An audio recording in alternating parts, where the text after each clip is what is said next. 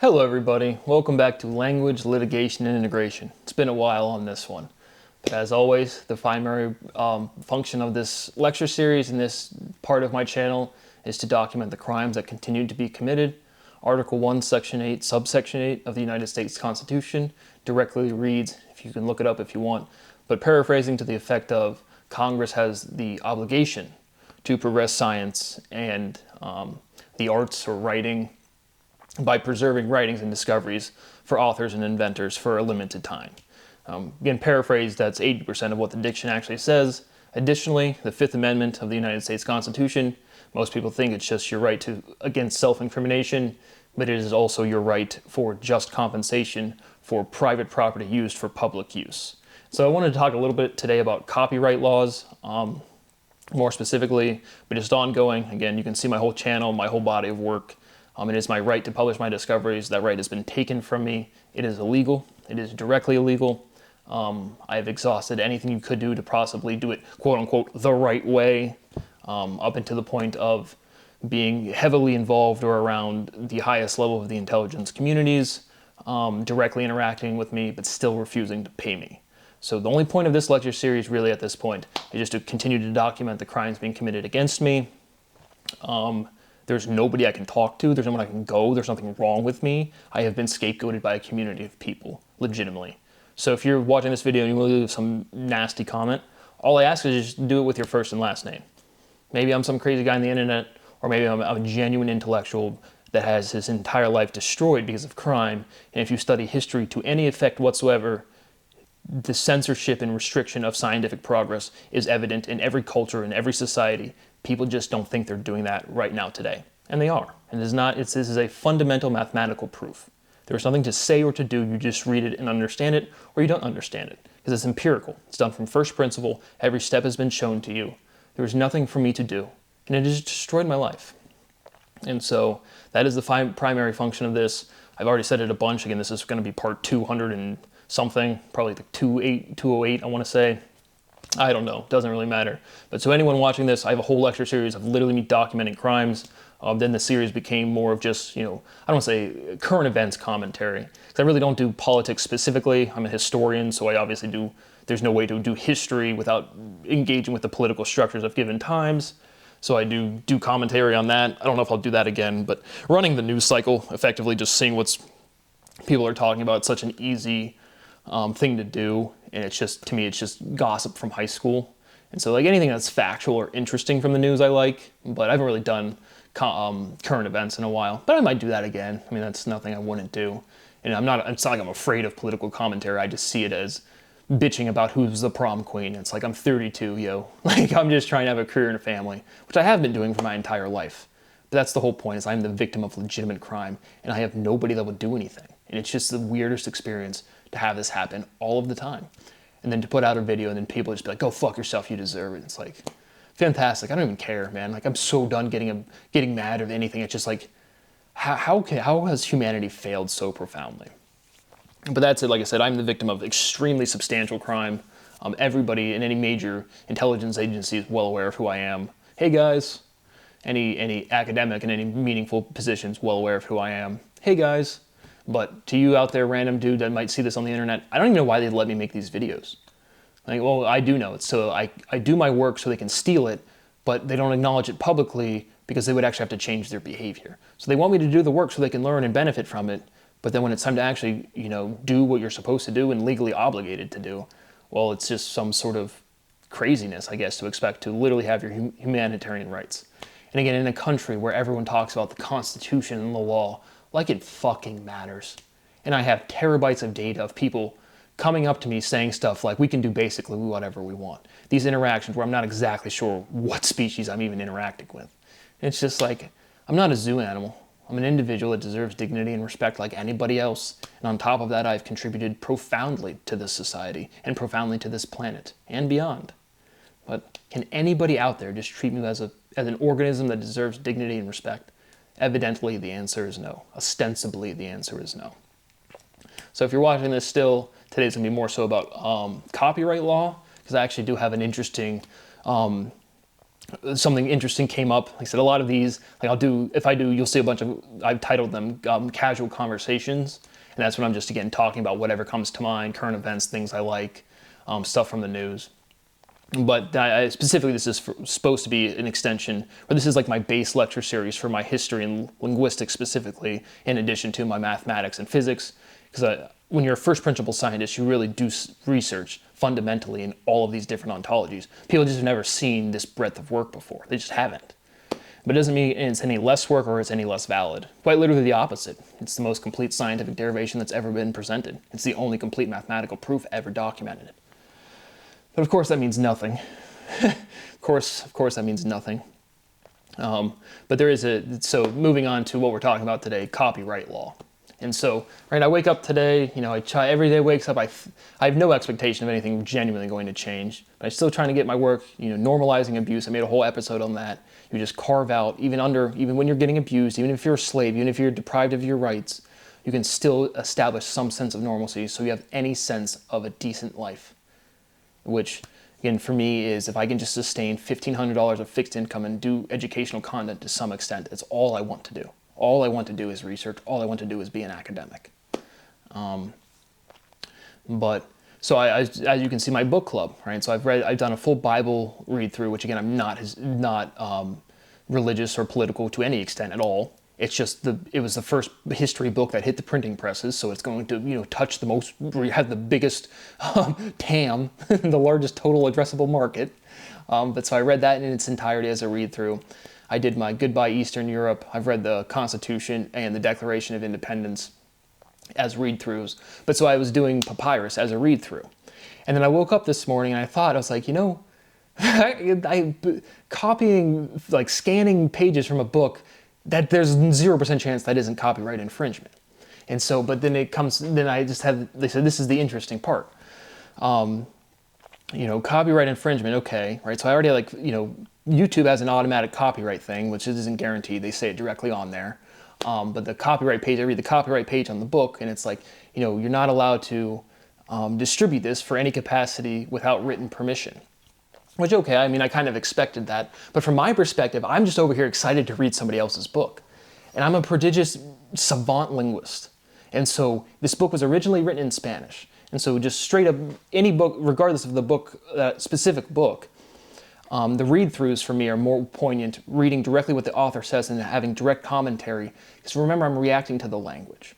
And so everybody else out there, when I'm reading a book that's originally written in Spanish and then it's translated to English, and then I'm chopping through some of these sentences, you can literally show theorems breaking in the original Spanish version, in addition to the ones in the English version. So in addition to just fair use is general for copyright law, what do I think should occur, right? Especially for academia, because there is no clear distinction between public and private. There just isn't. Right? If I think I want to share something with the world in a long-form content, you're going to think YouTube. And so again, we have these, I can't open up a private business. I can't go buy a building and say, hey, once you're inside these doors, you can commit murder. You can just kill each other. That is not allowed to. You can't create a private business and say the Constitution doesn't exist. Now, granted, again, evidently the Constitution effectively means nothing, but it's supposed to. It's supposed to be this thing that we all behave by.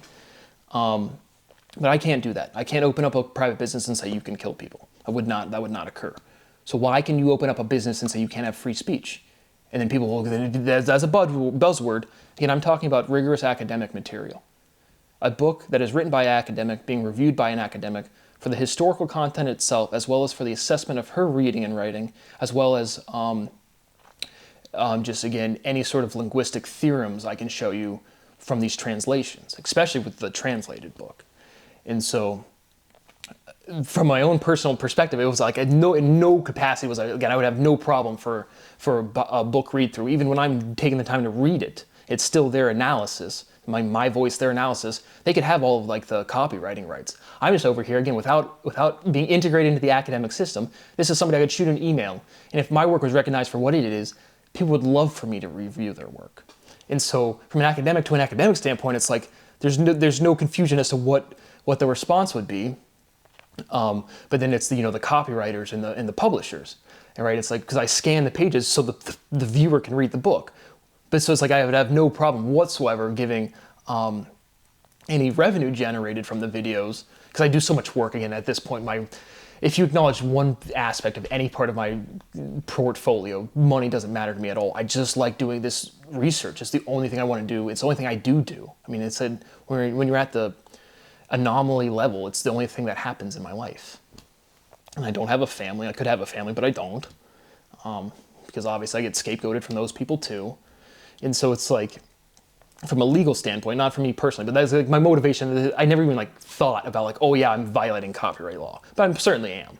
But my point is, for me specifically, that's kind of crazy. But then just in general, what do I think for academic work, right? Or fictional work where if you're writing, completely creating a story, I mean, it should be and is a lot more enforced as not fair use to, scan a page or even to use a large chunk of a book.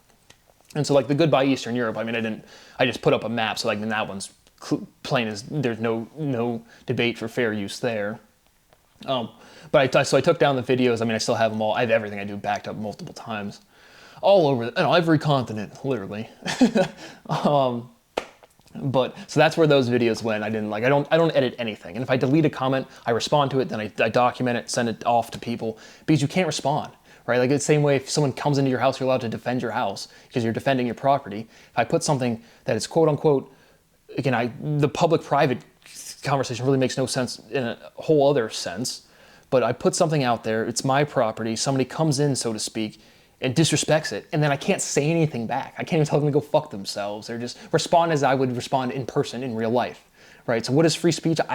Legally, you have some sort of considerations to make, but you should be able to speak as you would speak to anybody in person online. That's really, because it's the same thing. It's just technology in front of you. So copyright in general for academic work. In the fictional stuff, if you're writing a story, that's completely your thing. But to the academics, no, but to the average viewer, obviously history is set, but it's not like Harvard's competing with Cambridge, that's competing with University of Georgia over who's got the, pumping out the best history papers, right? Because science and math and technology, I think that's, you're doing something new is distinctly different than studying what has happened in the past, right? So the curriculum for history should be pretty much what it is, right? You're studying the past, you're going through the memorizations, you take the test, you demonstrate that you've studied a certain amount, and then you write a paper. But for history, there's only so much history, and then on top of that, there's only so much history recorded. So it's not like, there's only one World War II. Whether you go to Harvard, Cambridge, University of Georgia, Columbus State Community College, you're still talking about the same facts. So then what really differentiates analysis in historical writing is really kind of up for, I would be willing to hear more, thought out arguments. And so the copyright use for fiction books, I mean, I think that's as is, because they call it, I looked into it, a performance license, right? People can basically say you can't publish it to any extent, and then publishing means typically relating to a distribution channel, which YouTube is. But so if you bought a book in private and scanned the whole thing and just read it, first of all, no one's gonna know. Second of all, no one's gonna care unless you start making money off of it. But that's the thing for me personally, I would have no problem giving away any royalties for reading a book, because I just like reading the books. But there is a genuine novel aspect to reading it in general, performing it. You're using your voice, but then in addition to me specifically, I'm reacting to the logical structure of the language.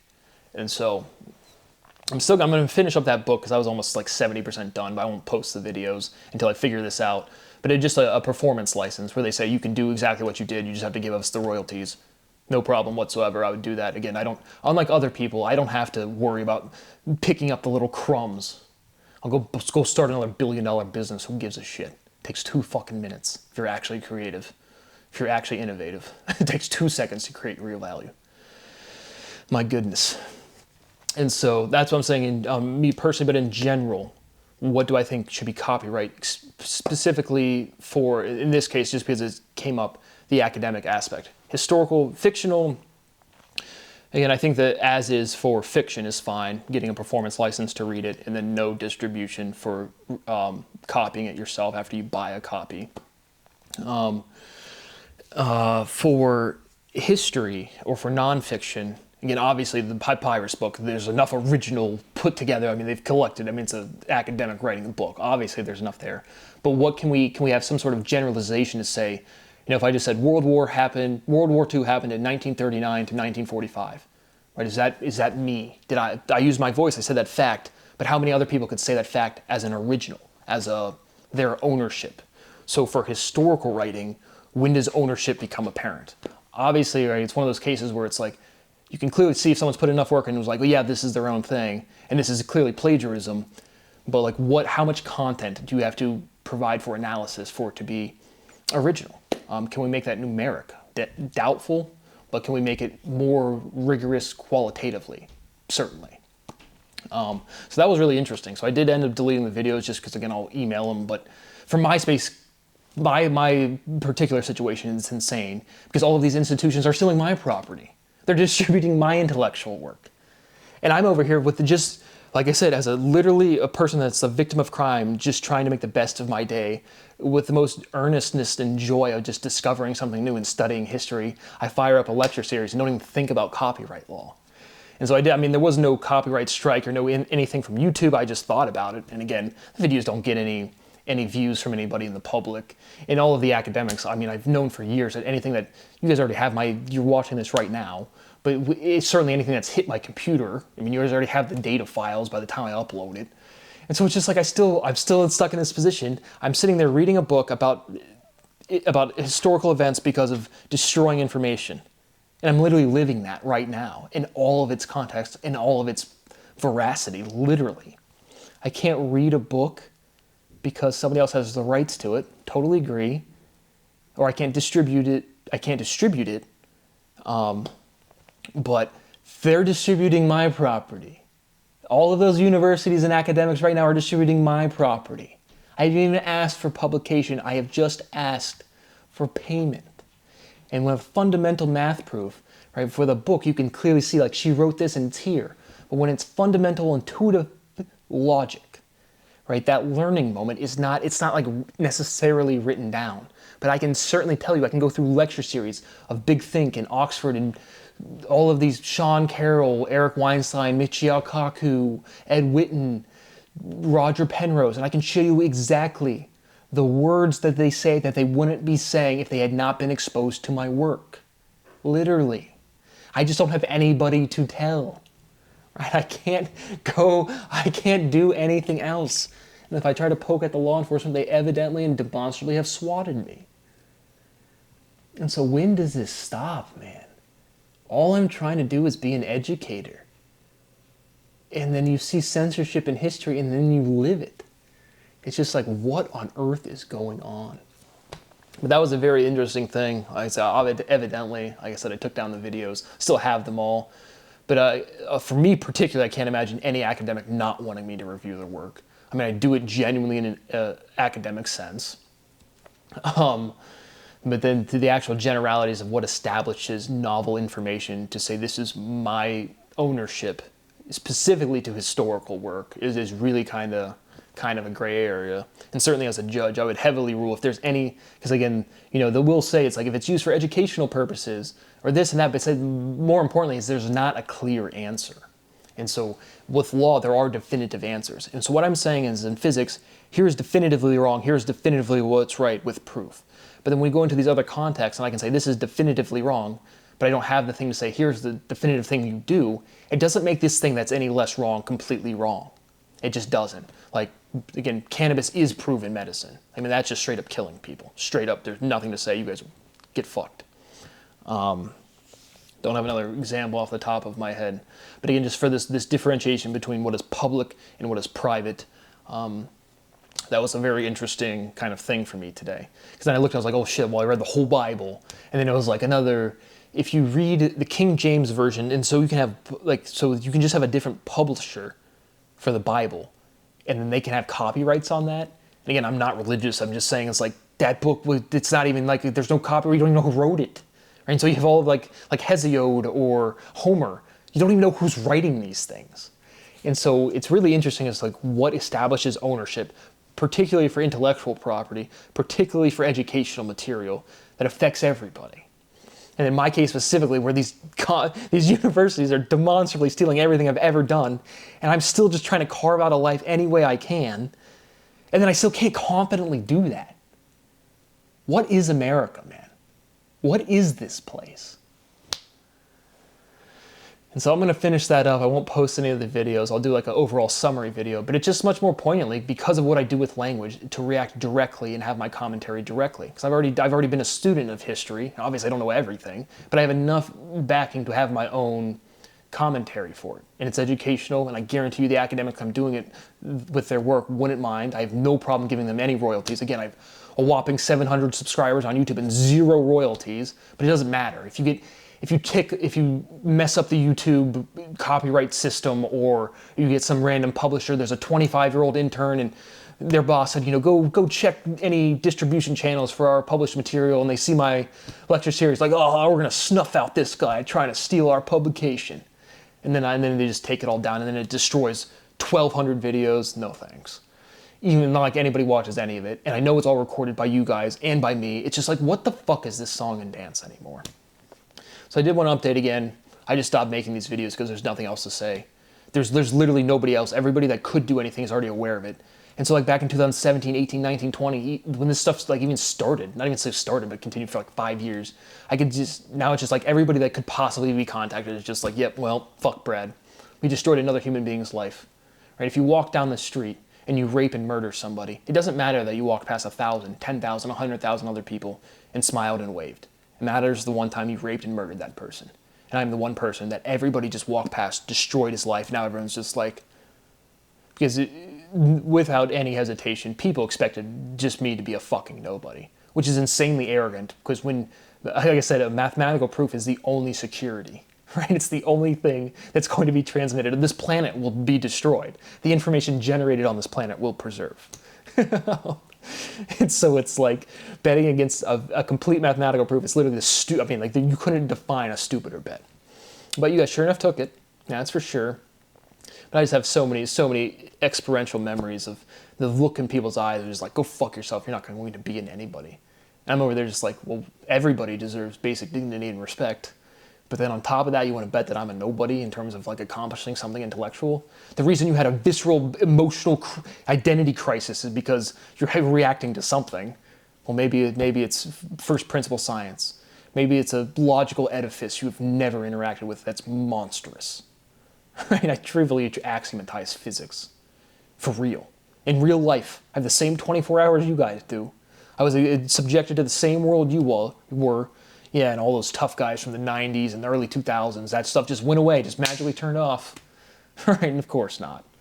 But I have a little more experience in the so-called street life than your average academic. So that was interesting. Again, I'm still going to make the videos, but I guess you can't get a clear answer. I'll email the people, but again, without recognition, they're just going to see some dude. And yet, how can I show you 15 different videos right now of Eric Weinstein? Everybody knows Sean Carroll. Everybody knows. Nobody can keep up. Why don't my parents know, man? Like, why can't somebody go out of the way? Why can't one of those goobers from super intelligence agency that I absolutely shit on with what they're trying to do? Why can't the validation come to somebody that affects me? This is my life. This is my discovery. This is me. And the answer is no. As it's always been. But the copyright law stuff was very interesting. It should be anything that's educational with a genuine attempt to provide new analysis or new whatever should be fair use. I can't imagine anybody in an academic setting not wanting their work to be more advertised or talked about. All of that comes from the publishers and the non-academics that are making a business out of discovery, which I'm not against that either. I'm a huge businessman myself, but I'm not allowed to do business. So you can hear the dog barking, probably time to wrap this up. So those videos won't be posted anymore. I will finish it. I'll do one final review of the book, but I'll also complete the analysis. But it's just like, I'm literally over here just like creating courses like any academic would do. And I'm just like, I can't. But this is America, this is freedom. To all our armed service members, this is what you provide. Again, coming from somebody that's an academic, coming from somebody that has negotiated the highest level of truce in existence on planet Earth. I have served in every capacity you have and more. I just don't get a badge and a uniform. Flags don't fly at half staff when somebody does something wrong to me. But I bet it's like military honors I've earned more than everybody else. Like legitimately straight up. I mean, straight up. All right, that's it for today. See you on the next one.